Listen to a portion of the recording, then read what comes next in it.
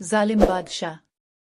کسی ملک میں ایک بادشاہ رہتا تھا جو کہ اپنی رعایا کے ساتھ بالکل بھی اچھا سلوک نہیں رکھتا تھا۔ ایک دفعہ کا ذکر ہے کہ بادشاہ کو رات کو ایک خواب آیا اور اس بادشاہ نے اپنے خواب میں یہ دیکھا کہ اس کے منہ میں جتنے بھی دانت ہیں وہ سارے دانت ٹوٹ کر گر پڑے ہیں۔ اسی صبح جب وہ بادشاہ اپنی نیند سے بیدار ہوا تو اس نے اسی وقت ایک غلام کو بلوایا اور اس بادشاہ نے اس غلام کو حکم دیا کہ فوراً ہی ایک مفسر کو بلوایا جائے۔ غلام اسی وقت بادشاہ کا حکم بجا لانے کے لیے گیا اور وہ ایک نہایت ہی عقلمند اور ذہین پرہیزگار مفسر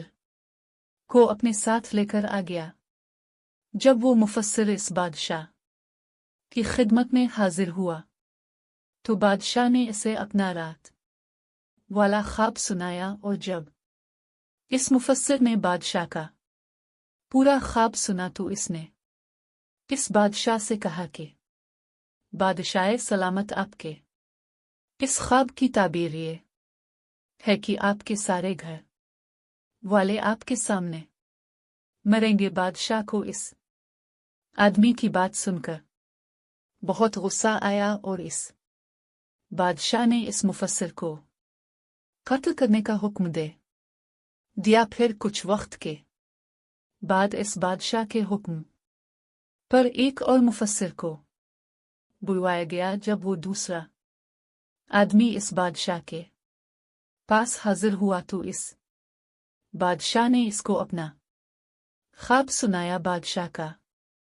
یہ خواب سن کر اس مفسر نے کہا کہ بادشاہ سلامت، آپ کو مبارک ہو، کیونکہ آپ نے جو خواب سنایا اس خواب کی تعبیر یہ بنتی ہے کہ آپ ماشاء اللہ اپنے گھر والوں میں سے سب سے زیادہ لمبی عمر پائیں گے۔ بادشاہ نے جب اس آدمی کی یہ بات سنی تو اسی وقت بادشاہ نے حکم دیا کہ اس مفسر کو جلد ہی انعام اور اکرام دے کر اس کو یہاں سے رخصت کیا جائے۔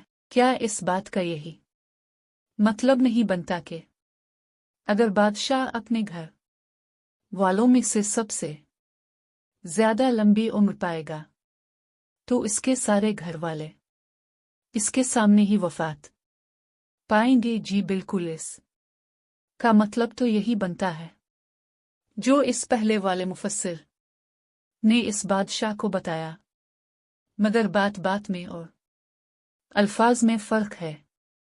اسی لیے کہتے ہیں نا کہ آپ کا بولا گیا ایک لفظ کسی دوسرے کے لیے مرہم بھی بن سکتا ہے اور زخم بھی دے سکتا ہے، اور اس بات کا اختیار صرف اور صرف آپ کے ہاتھ میں ہی ہے۔